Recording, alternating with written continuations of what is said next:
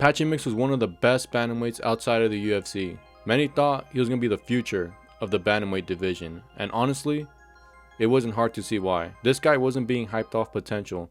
This was a guy who had already done the work in Bellator. He became a champion.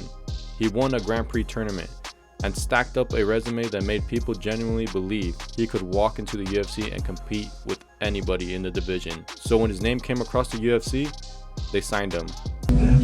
Helps alleviate stress, so you can get better. Within 12 months, he would go 0-2 with the promotion and get released to then sign with Rizin and get knocked out for the first time in his career.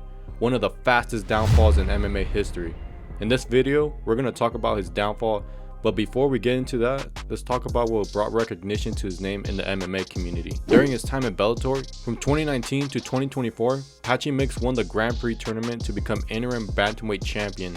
He then went on to unify the belts and become undisputed bantamweight champion of the world. He built one of the most impressive resumes in the promotion's history, going 10-1 in those 5 years, and it wasn't padded.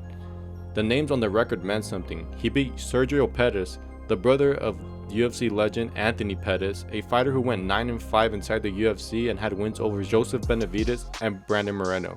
He submitted Magomed Magomedov, a fighter who was 1-1 with the current bantamweight champion Piotr Yan. He defeated Rafian Stostas, whose only loss at that point came to bantamweight GOAT Merab Dvalishvili. He also dominated Kaori Haraguchi, a fighter who has since signed with the UFC and has picked up 2 wins in that division and is in current title contention for the flyweight title. UFC came calling in May of 2025, and it was clear Patchy was the real deal. He wasn't just the best fighter outside the UFC, he was one of the best bantamweights on the planet. His first bout came on short notice, just 3 weeks to prepare for his debut. He was replacing Marlon Vera to face the 7th ranked bantamweight Mario Batista at UFC 316. Patchy's confidence was through the roof. And I do believe I am the best bantamweight in the world. And fans were backing him as he closed as a -190 favorite over Bautista. The fight was on, and the man we all thought was going to be the future of the division delivered one of the most disappointing, lackluster debut performances I've ever seen. Flat-footed, no head movement, looking like a fighter who didn't belong in the cage with a top 10 ranked opponent. I moved my head more watching the fight on behalf of Patchy Mix than Patchy Mix moved his head within the fight. The version of Patchy Mix that dismantled Bellator's best simply didn't show up. Now, UFC debuts are tough to win, especially coming in short notice with your first opponent being a fighter ranked inside the top 10 of the division. He was given a second chance at UFC 320 to face unranked opponent Jacob Wicklax, and once again, he did not meet the expectations. The performance was lackluster again, and he looked like a fighter stuck in mud. No movement whatsoever. Patchy Mix either needs to find a new gym, a new coach, or he needs to figure something out, because I don't see him being the same fighter he was in the UFC, in Bellator. After the fight, he was released from the organization. He then signed with Rizin. He took his first fight at Rizin 52 against 19-year-old Kiyoma Akimoto, by far the lowest level of competition he's faced in a long time.